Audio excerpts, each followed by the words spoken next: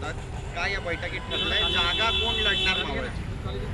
आज माननीय पक्षप्रमुखांच्या माध्यमातून आदरणीय उद्धवजींच्या माध्यमातून संजय राऊत साहेबांच्या पुढाकाराने मी असतील, आदित्य शिरोडकरजी असतील, या समवेत सर्व प्रमुख पदाधिकाऱ्यांची बैठक झाली. पूर्ण निर्धाराने या लोकसभेचा उमेदवार भविष्यकाळामध्ये कोण असणार आहेत, काय असणार आहेत हे पक्षश्रेष्ठी ठरवतील, पण ही निवडून आणावी या भावनेतून आजची ही चर्चा झालेली आहे. अनेक उमेदवार पक्षातले पण आहेत, अनेक उमेदवार इतर पक्षातून पण येण्यासाठी इच्छुक आहेत, पण त्याची चर्चा इकडे न करता त्याची जो उमेदवार दिला जाईल पक्षाच्या माध्यमातून त्याला निवडून आणू असं आम्ही सर्वांनी एकमताने आदरणीय पक्षप्रमुखांना आत्मविश्वास दिलेला आहे. आणि आम्हाला निश्चितपणे खात्री आहे की ती सीट जी आमची अधिकाराची आहे, आमचा अधिकार आहे त्याच्यामध्ये, आणि तो काही जरी झालं तरी ती सीट निवडून निश्चितपणे कार्यकर्त्यांच्या जीवावरती आम्ही आणू असा आत्मविश्वास आम्ही आदरणीय पक्षप्रमुख उद्धवजींना देण्याचं काम मावळ लोकसभासाठी आम्ही देण्याचं काम केलेलं आहे. शरद पवार गट सुद्धा आग्रही आहे, कारण पार्थ पवार म्हणजे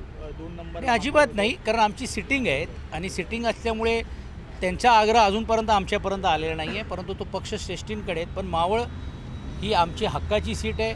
मावळमध्ये आमच्याकडे एक मजबूत अनेक कॅन्डिडेटपैकी अनेक मजबूत कॅन्डिडेट आमच्याकडे येत आहेत. त्याची चर्चा पक्षप्रमुख करतील. जे उमेदवार देतील त्याला निवडून आणण्याचं काम संपर्क प्रमुख या नात्याने मी आदरणीय संजय राऊतजींच्या नेतृत्वाखाली आदित्य शिरोडकरजी आम्ही सर्वांनी मिळून करू असा निर्धार आम्ही केलेला आहे. आणि त्याचा एक भाग म्हणूनच 21 तारखेला आदित्यजींचा दौरा आम्ही प्लॅन केलेला आहे. फेब्रुवारी महिन्यामध्ये पण आदरणीय पक्षप्रमुख उद्धवजींची पण उपस्थिती जिल्ह्याच्या माध्यमातून त्याच लोकसभेमध्ये मिळावी असाही प्रयत्न आपण केलेला आहे. काही संघटनात्मक ज्या बाबी होत्या त्या संघटनात्मक बाबी पण आज सर्वांनी मिळून घेऊन एकमताने पूर्ण जिद्दीने देण्याचं काम केलेलं आहे. काही सुधारणा करायची असेल तेही देखील पुढच्या काळामध्ये करण्याचा नियोजित केलेला आहे. आणि एकूण पूर्ण ताकदीने ही या लोकसभेला सामोरे जाण्याची तयारी ही अगोदरच सुरुवात होती, पण अजून त्याला वेग आलेले आहेत. लोणावळ्यामध्ये आमचे नगरसेवक एकही नगरसेवक गेला नाही. पिंपरी चिंचवडमध्ये राहुल कलाटे त्यांच्यावर एक कोण व्यक्ती गेले, त्यानंतर दुसरा कुठचाही मोठा नेता पिंपरी चिंचवड किंबहुना मावळ लोकसभेतून गेलेला नसल्यामुळेच पक्षाची ताकद अजून मजबूत आहे. आणि आता आदरणीय उद्धवजींना जो एक वेगळ्या पद्धतीचा लोकांचा जो एक आकर्षण आहे, लोकांच्या एक वेगळी त्यांच्याबद्दलची एक सहानुभूती आणि त्यांनी केलेलं काम आणि कार्य आहे, त्यातूनच निश्चितपणे ती सीट आम्हाला निवडून येऊ अशी आमची अपेक्षा. बरं, अजितदादांनी टीका केली. अजितदादा म्हणतात की मोदींशिवाय दुसरा कोण उमेदवार आहे लोकसभेसाठी असा प्रश्न विचारतात अजितदादा.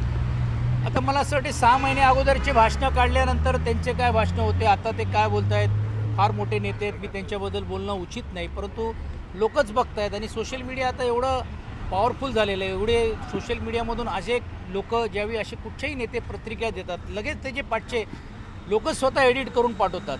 तर मला असं वाटतं तेच त्याला उत्तर देतील. शेवटचा प्रश्न, काही उमेदवार स्पर्धेत आहेत का ज्यांची खूप इच्छुक उमेदवार आहेत, पक्षातून पण आहेत, इतर पक्षातून पण येणार आहेत.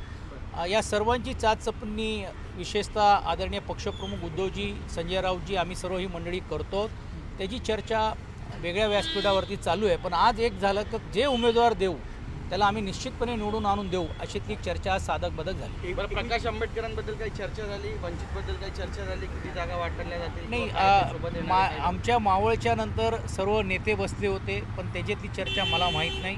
नेतेच त्याच्याबद्दलची माहिती आपल्याला देऊ. 21 जानेवारीला आदित्य ठाकरे मावळ दौरा करणार. 21 तारखेला आदित्यजींचा मावळ लोकसभाच्या माध्यमातून 2 आम्ही बैठका आणि सभा, छोट्या चौकसभा आणि मोठ्या सभा लावलेले आहेत. आणि पुण्यामध्ये पण मोठ्या प्रमाणावरती कार्यक्रम घेऊन त्यांचा 21चा दौरा आम्ही टेंटेटिव्हली प्लॅन केलेला आहे. आता फायनल व्हायची वेळ.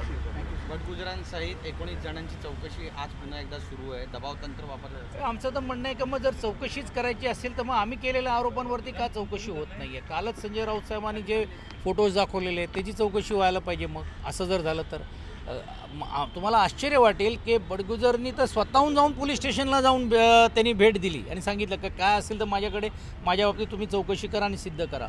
तर मला असं वाटते दूध का दूध पाणी का पाणी हे चौकशी जर निपक्ष रीतीने राजकीय हेतू न ठेवता जर केली तर दिसेलच. आज दिशा सालियन प्रकरणाची जी SIT नेमलेली आहे त्यातल्या अधिकारी बदलावेत असं पत्र नितेश राणेंनी दिलेलं आहे. का त्यांना त्यांच्याच कर्मचाऱ्यांवरती विश्वास नाही आहे का, पोलीस कर्मचाऱ्यांवरती? अत्यंत दुर्दैवी आहे की कोणी लोकप्रतिनिधी म्हणून घेऊन कोणाचंही म्हणणं आहे, पण SITचे अधिकारी कोण असावे का हे कोण ठरवणार? म्हणजे राज्याचे गृहमंत्र्यांवरती आणि उपमुख्यमंत्री ते त्यांचे नेते आहेत ह्यांच्यावर तर त्याचा विश्वास उडाला आहे का किंवा कमी होत चालला आहे का असा प्रश्न निर्माण होतो. एबीपी माझा, उघडा डोळे बघा नीट.